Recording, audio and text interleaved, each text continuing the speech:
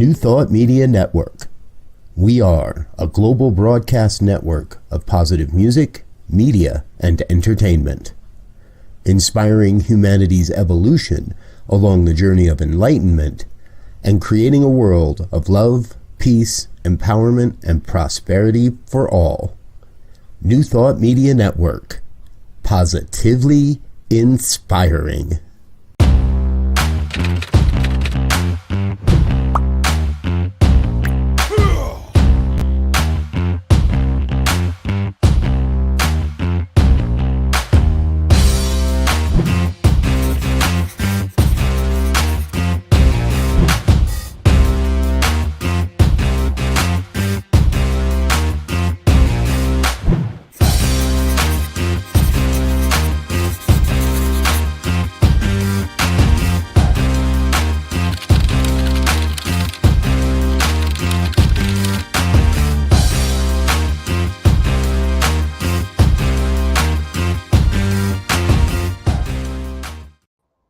Good morning, everybody, or good afternoon, or good evening, because I know we got people watching from all over the world.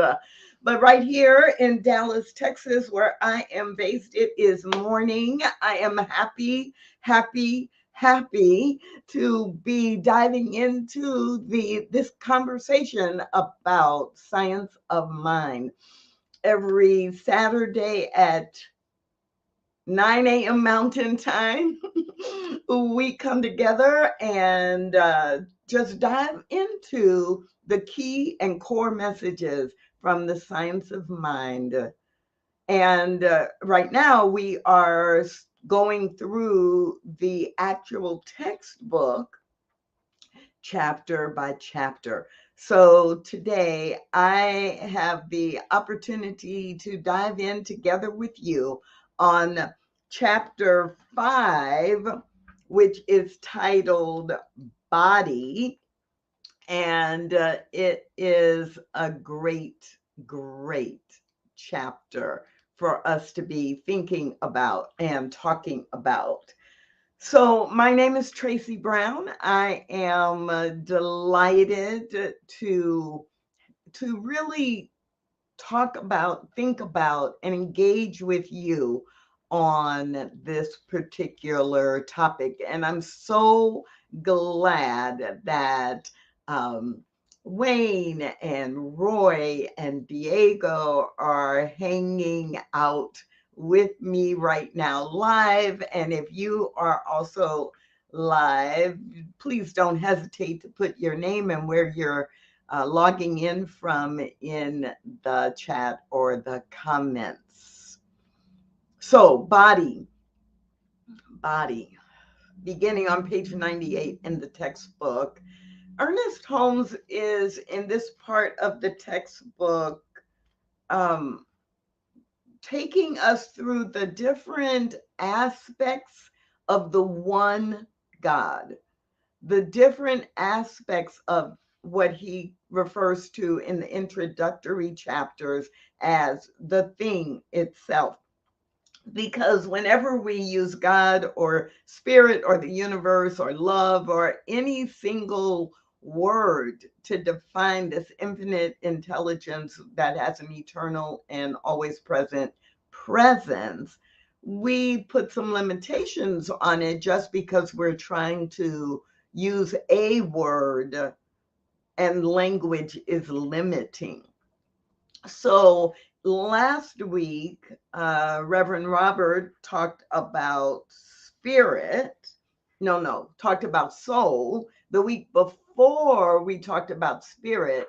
So spirit, soul, and now today we get to dive into body, the three aspects. So I love that at the beginning of each chapter, Ernest Holmes gives us the chapter subsections. And I love that because I think it gives us a little bit of a roadmap even before we start reading. So the sub-chapters in this chapter called Body are definition, duh, isn't that great? By the definition, then he goes into that which changes. Body is that which changes. From there, we'll go into that body is the form that is contained within the formless. The next subsection is body reflects cause and effect.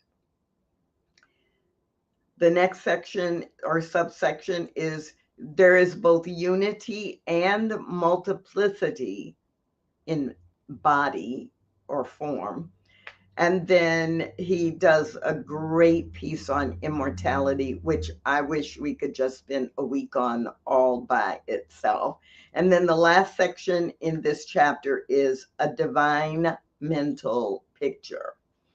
So hopefully that gives you a little bit of a roadmap of what we're going to be exploring over the next 40 minutes or so. Definition.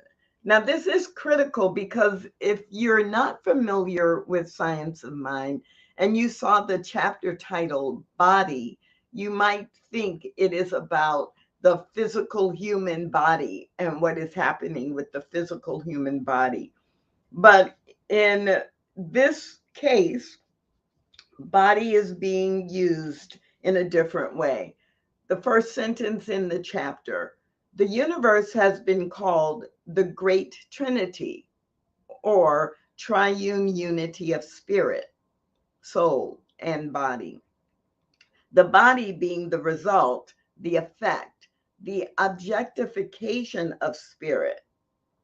And then he does repeat a brief reference to soul and spirit for context. Soul is the immaterial, plastic, and receptive medium. It is primordial or cosmic stuff, unmanifest form. Body is the result of spirit working through soul or through law. The entire manifestation of spirit, both visible and invisible, is the body of God. There is one body of the universe. Within this one body is included all lesser bodies. End quote. So body is the mass, the form, that which is visible, that which is the effect of creation. And so all of it creates one body and a little bit of a jump. But that's why in this chapter, when he says body is the form within the formless, that no matter what forms we see, experience, or actually inhabit, there is more in the infinite universe because spirit is beyond form, before form and beyond form. So let's dive in a little bit more because there are several lines I have highlighted in this section that is the definition of body. And interestingly enough, Ernest Holmes spends a lot of time, a lot of words on the definition, whereas often the definition will be short in a chapter and then he will dive into explaining and exploring it. But in this particular chapter, he spends almost 2 pages, yeah, more than a page and a half on the definition. So here are just a few quotes to highlight what body means in this context. Body means the entire manifestation of spirit on all planes. The word body is used in the science of mind, means all objective manifestations of the invisible principle of life, the invisible principle of life. Repeating, the word body, as used in the science of mind, means all objective manifestations of the invisible principle of life. The body is distinguished from the idea in that the body is seen while the idea is invisible. The physical universe is the body of God, the invisible principle of all life. So the physical universe is the embodiment or the manifestation, but I love the word embodiment here. It's the embodiment of that invisible principle of all life, which is, right? It is, you can't see it and you can't really touch it, taste it, smell it, right? But when it translates into or transforms, the idea or the intention transforms into something that you can engage with your five human senses, that is body.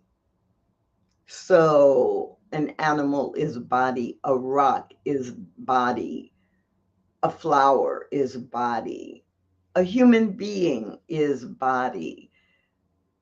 But you can also have the body or the form of, well, of anything that is an invisible idea. So that's what we're diving into in this chapter. I love it. I love that we get the opportunity to slow down. Like, I know this. I know spirit, soul, body. And most of you do probably do as well, because if you have read the Science of Mind textbook or any of the books by Ernest Holmes or anything related to teaching science of mind, it's such a basic. It is like foundational and we know it.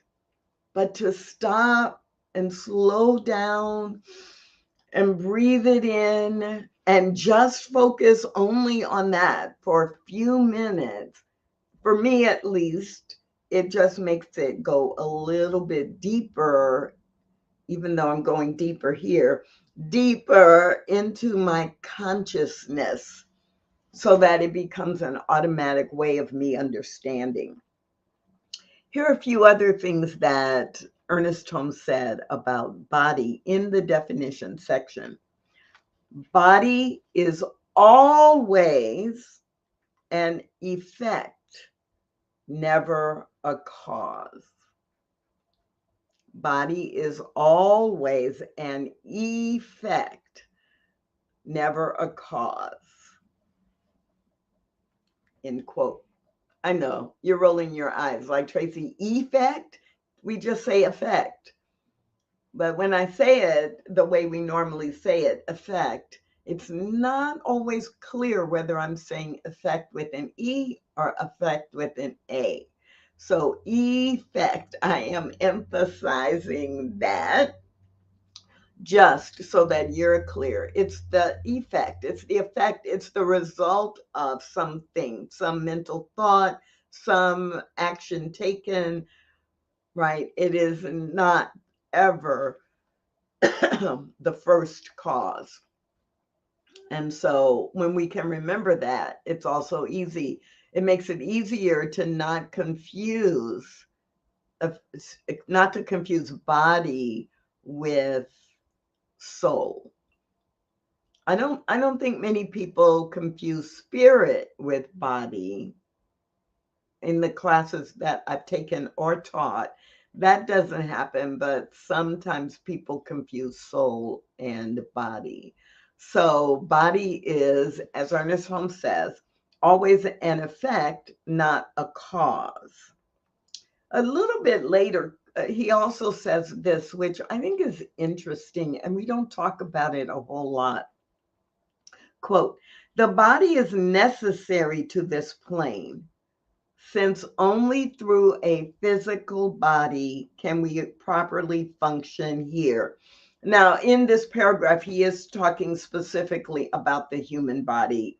That paragraph begins with, perhaps the human body is an exact counterpart of an invisible body, which is non-material as we now understand matter and physical form.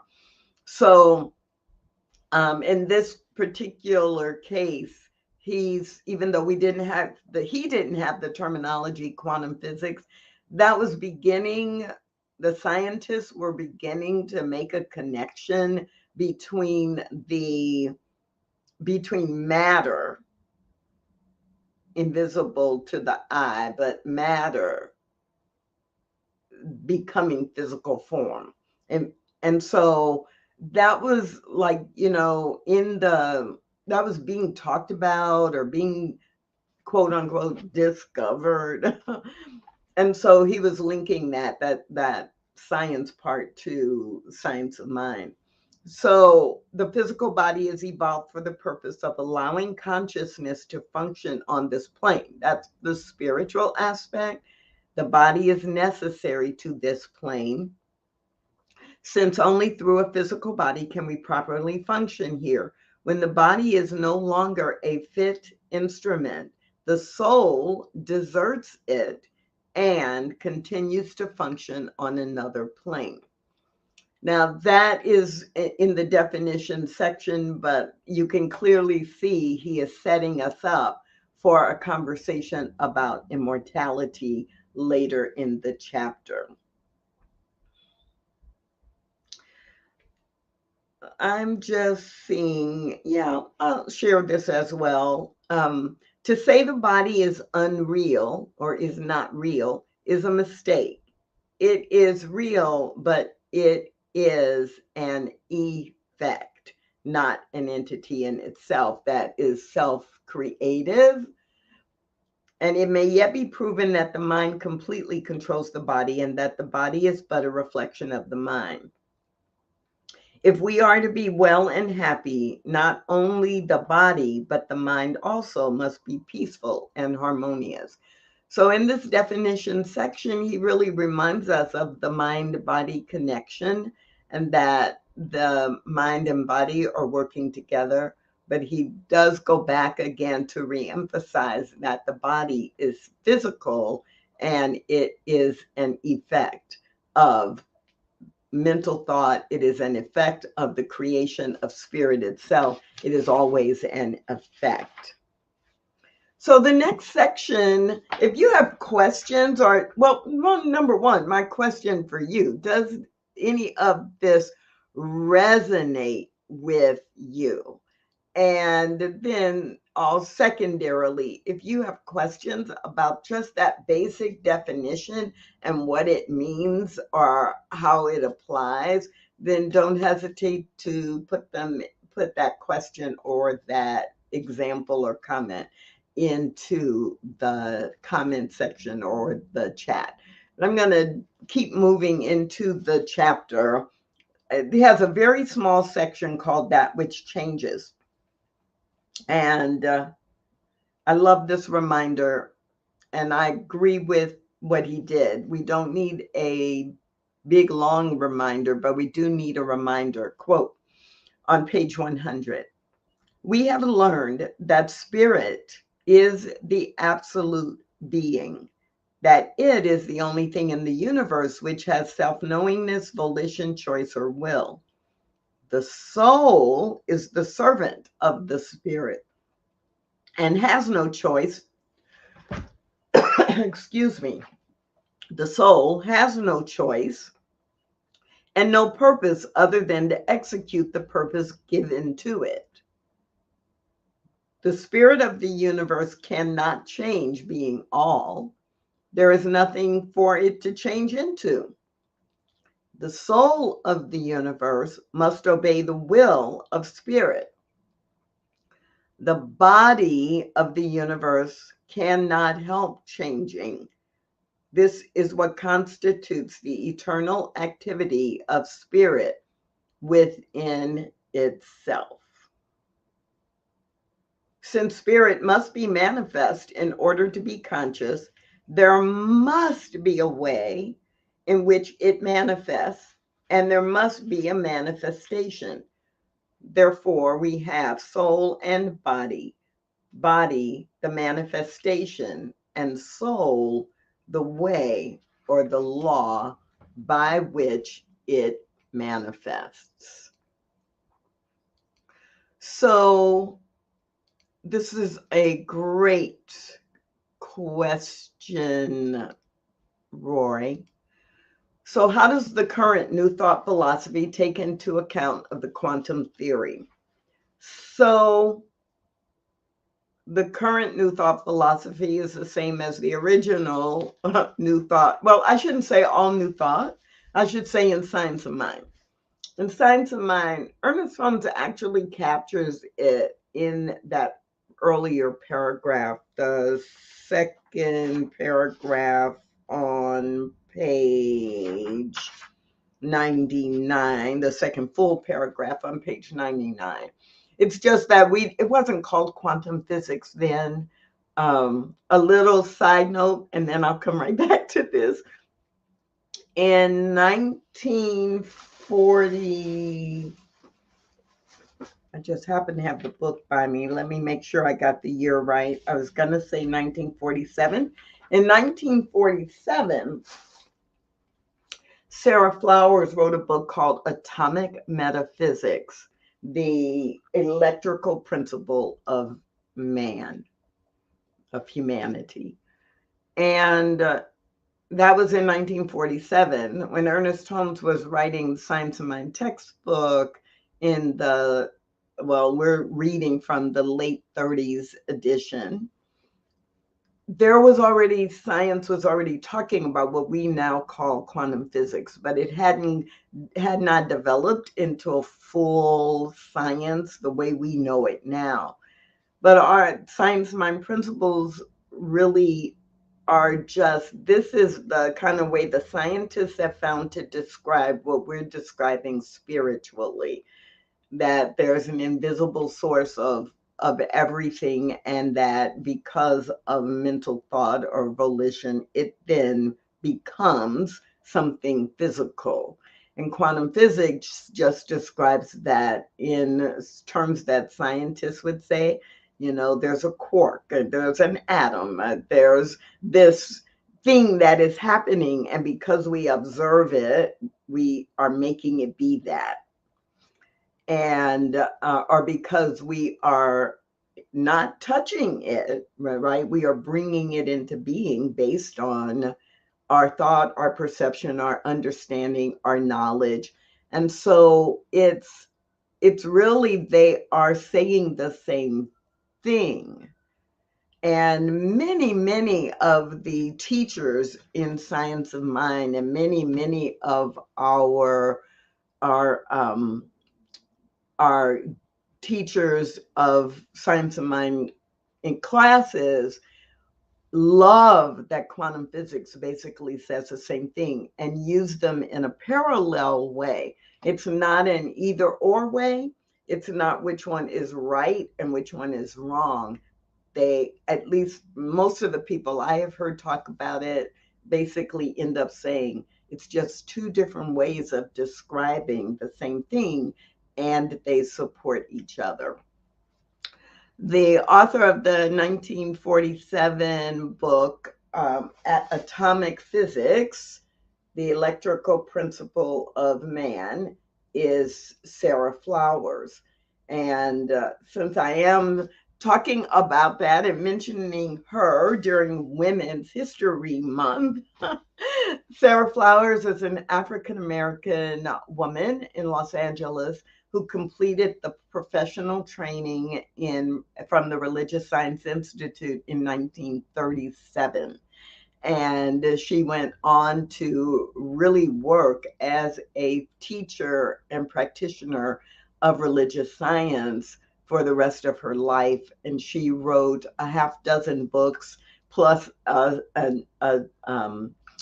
12-month study guide. Plus, she had a radio show every week, just like Ernest Holmes did, modeling after, what he was doing to teach and practice Science of Mind.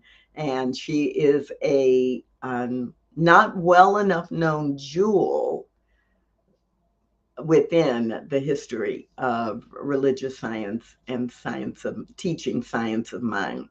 Sarah Flowers. So this whole idea of body being the effect showing up is really core, central to learning and understanding and being able to work with the concept of body. And in the next section, Ernest Holmes does what I think is a masterful job, which he does a masterful job on so many things. But I think this next section is masterful, and it's subtitled Form Within the Formless.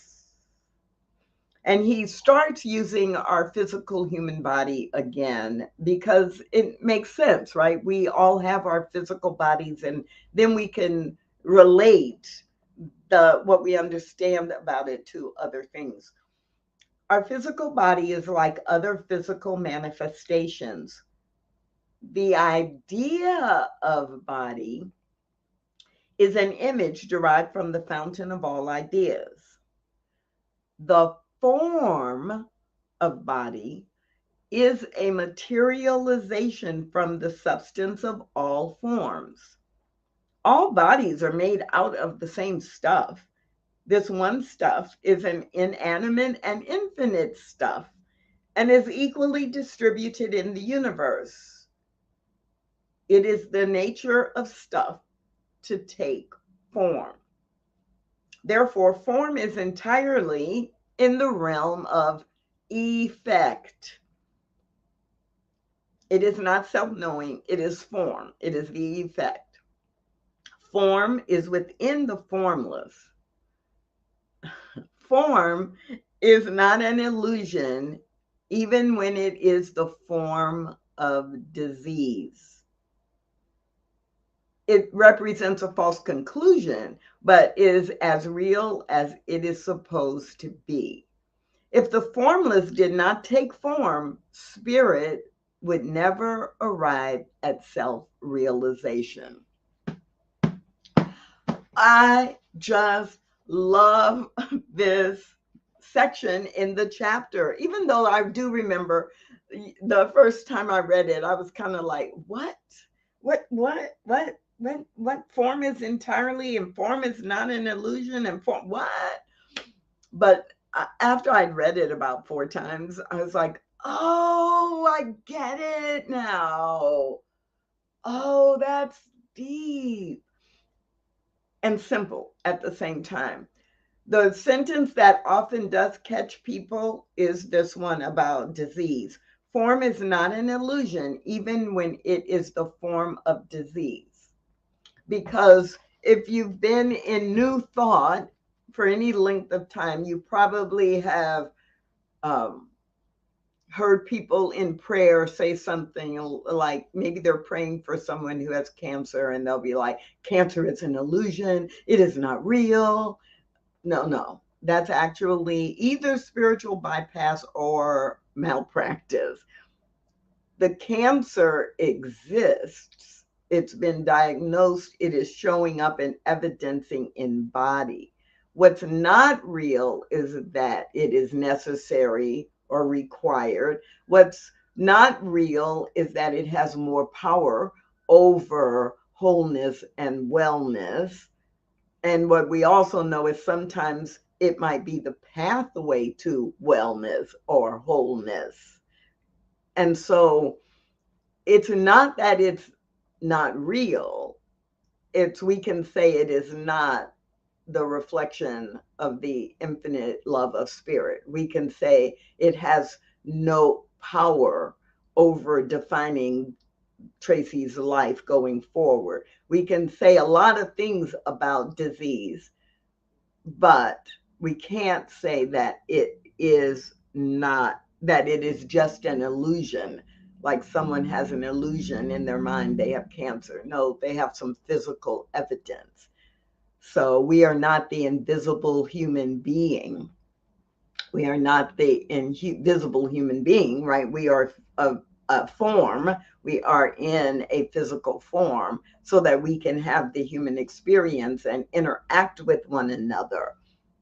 We're not an illusion. So I love that section. And Ernest Holmes also says the formless takes form in what we call time. And he has time in quotation marks at the top of page 101. Time is a sequence of events in a unitary wholeness. It is recollection, attention, and anticipation, or past, present, and future. It is simply used to measure experience. Of course, time is real, but never a thing of itself. Blah, blah, blah, blah. We're not going to get distracted by any of that. And the last sentence in this section, form is temporary, but mind, capital M mind, is eternal. So just hesitating or thinking for 5 seconds because I don't want to rush through, but I also want to make sure we do get to immortality. So the next section is cause and effect. And I'm looking at, do you ever, when you're reading and you highlight and you're highlighting, oh, this part right here is really important, or these are the top 2 points in this section. Well, under cause and effect, if you could see this version of my textbook that I have marked up, it's the version I teach from most of the time. It has something highlighted in every paragraph. So it's kind of hard to choose one highlight. And in the context of mind and spirit, yes, mind and spirit, capital M mind is the pure mind and the mind of spirit, and they can be used interchangeably in the Science of Mind textbook. Often they are. We'll go back and forth. And so capital M mind is equivalent in this conversation to spirit. Great question. So, in cause and effect, effect is that which did not make itself, but must have a power in back of it, causing it to be. Sounds like effect, right? So, all manifestation, all body is effect, and it is subject to whatever its cause was. The creator is greater than what the creator creates. So the creator, capital C, spirit, God, the universe, is greater than that which is created, which is just logical.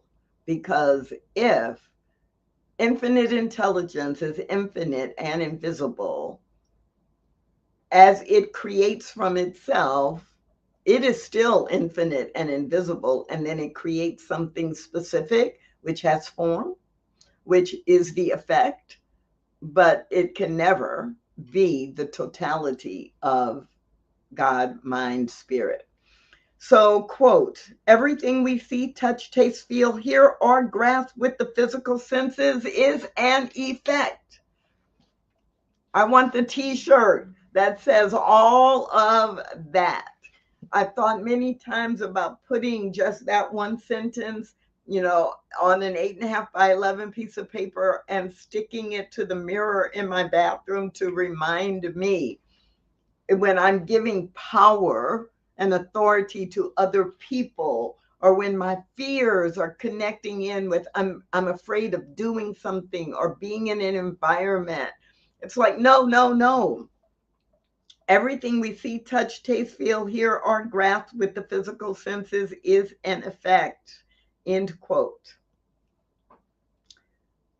Ernest Holmes also says, involved within the idea, which the capital S spirit drops into the creative medium, involved in that idea is everything necessary to bring this idea into form. Most used example, I think, to lock that in. Picture an acorn. You know, an acorn grows into an oak tree. Everything with everything is within that acorn to express as an oak tree. So when Ernest Holmes says, involved with the idea which the spirit drops into the medium is everything necessary to bring this idea into form. It's like, that does not mean there's no growth. It means that the essential nature is there. And so with every human being born, the essential nature is there. And how we each express that nature is going to be affected by our environment, right? By the people we interact with, by the experiences we have. But the seed for a magnificent human experience that manifests the glory of God, that seed, that basic core is already there in the form, in the effect of the original creation. So that acorn, as it is growing, it might flourish or it might not, but the acorn has everything in it to become a magnificent ancient oak tree over time, the experience in the physical, in time and space. But if it doesn't get sun, or if it doesn't get water, or if it is damaged in a hurricane, right, or a tornado, its life expression may be different than the oak tree or than the acorn that was planted 100 miles west. But every acorn does have within it the essential nature that is required, everything that is required. And so I love that when we talk about effect, because sometimes when we're talking about body and we're talking about cause and effect, people get confused. Well, wait a minute, there are 8 billion people in the world and we're all different from one another. Yes, which is actually the next section on unity and multiplicity, that the core or the essential nature in cause and effect is there and is clear. However, there's still room in everything that spirit creates for there to be both unity and multiplicity. So Ernest Holmes says at the end of cause and effect, setting us up for unity and multiplicity, that evolution is the process, the way, the time, and the experience that transpires as this idea moves, end quote, as this idea moves from abstract being into concrete expression. Evolution is not creating intelligence. Intelligence is projecting evolution. All right. Now, if you're a real philosophy nerd, you love that line and you could just dive into it. But I just want to drop it right there. So it's working in the subconscious. Ernest Holmes talks about unity and multiplicity. And here is, I think, my favorite quote because in this section, because I have a big Q written by it, which I usually do when it's like, oh, I want to quote that or I want to use that. Could we understand absolute causation, we should perceive it to be pure intelligence operating through perfect law and producing effects which live and have their being not by virtue of an isolated life, but by reason of a universal unity which permeates all things. Now, as I read that, I'm like, Tracy, that's real heady. That's real mental. That's real academic.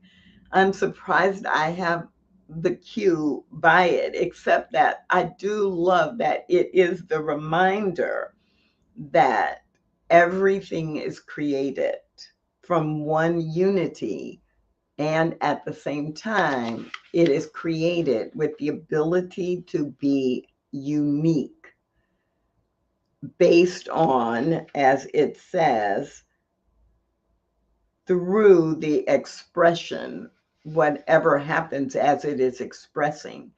And the last paragraph in this section on unity and multiplicity: when the knowledge of this unity comes alike to all, the tread of armies will cease, and the bugle call will echo the soft notes of brotherly love. Because Ernest Holmes talks about unity and multiplicity in all things. And then he ends the chapter going back to in humanity. Basically, we forget this. And so we use the diversity and we use the ways we're different from one another to create, on the human plane, war and discord.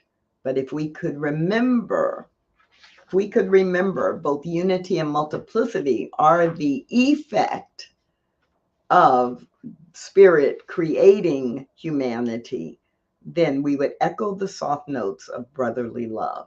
I just love that phrase, echo the soft notes of brotherly love. Okay. I'm looking at the time and realizing that we don't have a whole lot of time remaining.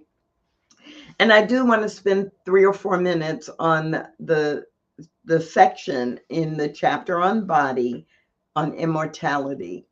And if you are looking at your copy of the Science of Mind textbook, it begins on page 104 and goes into the top of page 105. He opens this section with this question: suppose we should be able to view the world not as we do now from one plane, but from 10 different planes. What would happen? We should certainly see 10 times as much as we do now. The present hypothesis of science is that ether is more solid than matter. And this means that there could be a form within the very form that one's body now occupies in space. There might be innumerable bodies, each within the other, and each would be just as real as the one we now think we occupy. The universe as we see it is not even a fractional part of the universe that actually is. Ernest Holmes: from the standpoint of immortality, we may have a body within a body to infinity. When this physical body is rendered useless and is no longer a fit instrument through which to function, another one may already be there. The physical disappearance of Jesus after his resurrection was the result of the spiritualization of his consciousness.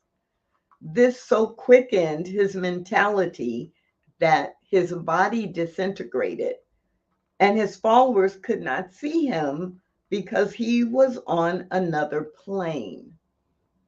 Planes are not places, they are states of consciousness. It is apparent that spirit can know nothing outside itself, that whatever the spirit knows must be a definite mental image, concept, or idea in the consciousness of the spirit. Is it clear that as the self-consciousness of spirit knows within itself, it knows upon itself, It knows upon itself as law. Is it clear that the law can never say, I will not, but can only act as instructed? And is it clear that as the spirit lets fall the form of its thoughts into the soul or into subjectivity of the universe, these thoughts must manifest as things, must manifest as form, must manifest as body. So, Roy, great question or comment. So, is it like taking off a coat and the ether continues to exist here even after we die? So, one of the basic principles in the Declaration of Principles is that we believe in the immortality, continuity, and it's a test. I repeat this all the time. In the immortality and continuity of the human soul, and so this idea that the soul is invisible, not okay, let me reframe this so that you don't get confused with soul as spirit, soul, and body, because soul is the reactive, responsive part of that triune nature. So we exist as a whole that is invisible. If we apply that principle to the human experience as well, and so when this body is no longer useful, which Ernest Holmes said at the beginning of the chapter in the definition section, when this physical body is no longer useful or needed, the body dies, but who we are, who we have been created to be, that infinite nature of our own expression takes some other form. And we don't know what that form is. So, yes, it continues to exist. We just don't know because we're here grappling with it from the perspective and in the experience of humanity. So, it's not wrong to think of it in terms of as we try to grapple with it in our human thinking. It's not wrong to think of it as, oh, yeah, I take off this. You may have heard, like I have heard so many people say, oh, they took off their earth suit, or we're wearing an earth suit that we need in order to operate in this plane, in this time, on this planet. But who we are essentially, our true essential nature, is just using that earth suit to navigate this experience, this human experience as we know it. And when it takes off that earth suit, it is expressing in some other form or way. We don't know if that's on another planet. We don't. Ernest Holmes, when asked, about reincarnation, refused to take a stance because, he took a partial stance. He basically said, we don't know. But how arrogant it is of us in our human thinking to think, oh, I'm going to come back as something I know now. I'm going to come back as a dog because we treat dogs so well, or I'm going to come back as my own great grandchild, right? And be in a human form again. Like that is just human limitation, although he does use the word arrogance to kind of scold us into remembering that everything we're experiencing from humanity, from the viewpoint of humanity, is not everything there is to experience. And we don't even know what we don't know. So this is a fascinating chapter when we think about body. A divine mental picture is the last paragraph in this chapter. And he just reminds us, as we look at the many millions of forms, all of different shape and color, and yet know that they all come from one stuff, are we not compelled to accept the fact that there is one specific cause or concrete mental image back of every divine thing. There is a divine mental picture. Intelligence, capital I, intelligence is the ultimate creative agency of the universe. As I mentioned at the top, this chapter on body is so critical for our understanding of the triune nature of spirit and how spirit is operating. And so I want to encourage you, if you have access to the Science of Mind textbook, to read this chapter and think through it. And if possible, to do that before we dive next week into man's relationship or humanity's relationship to the spiritual universe. Because in that chapter, in chapter 6, Ernest Holmes just expands more on some of what was here and ties it all together in a way that only Ernest Holmes could do, right? And we get to benefit from that. It's been a great week to think about this. I really want to encourage you to, put this on your calendar for every Saturday at 9 a.m. Mountain Time. And then throughout the week, absolutely stay tuned to other programming on the New Thought Media Network. There are, this week during Women's History Month, the network is featuring some power talks from women who are making history today, like women who are showing up today in a way that the future generations will think of as history. So watch out for those talks.